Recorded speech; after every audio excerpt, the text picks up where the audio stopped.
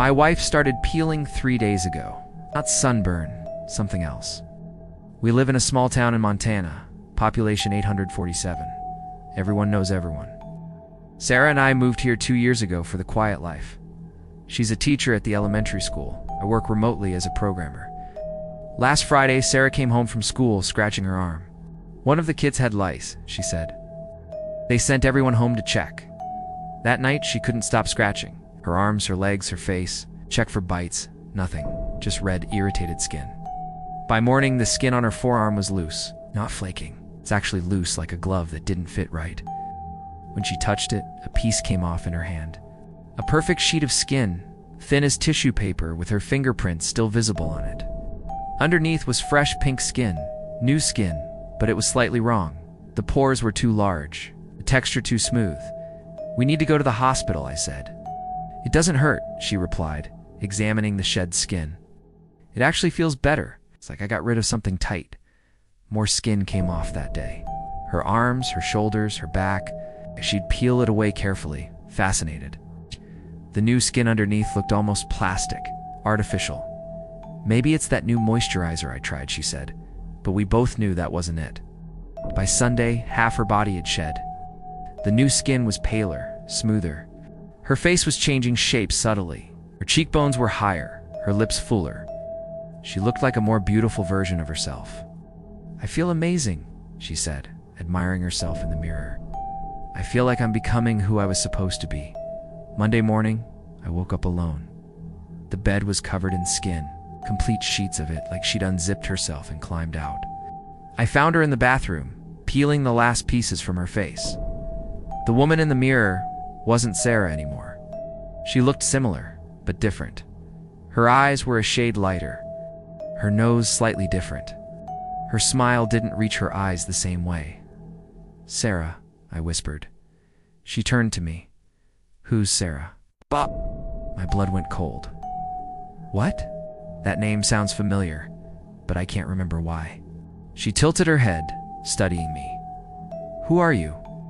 I'm your husband, Michael. We've been married for 5 years. She frowned.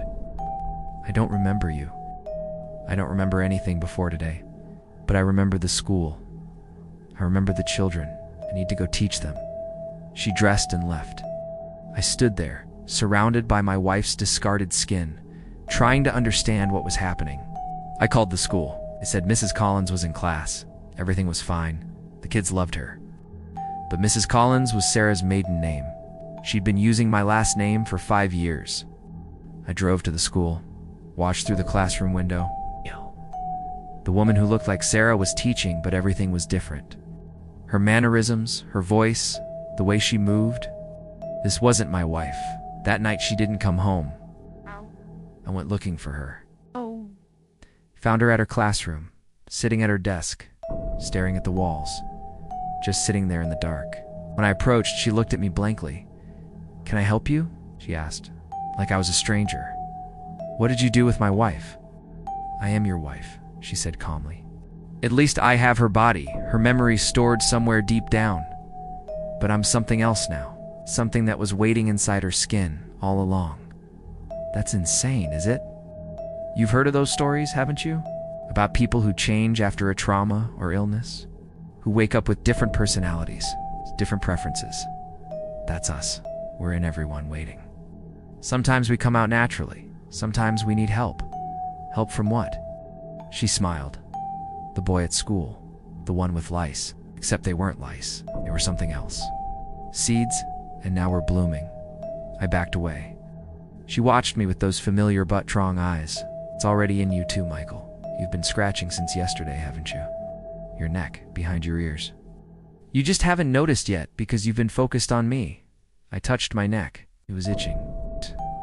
When I pulled my hand away, there was a thin layer of skin under my fingernails. Don't fight it, she said. The new you will be so much better. No anxiety, no regrets, no pain. It's just pure existence.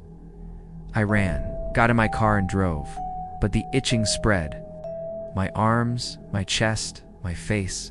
The skin was loosening, ready to shed. I'm in a motel now, 3 towns over. I've locked myself in. Taped plastic over the mirrors, because I don't want to see what I'm becoming. The skin on my hands has started to peel.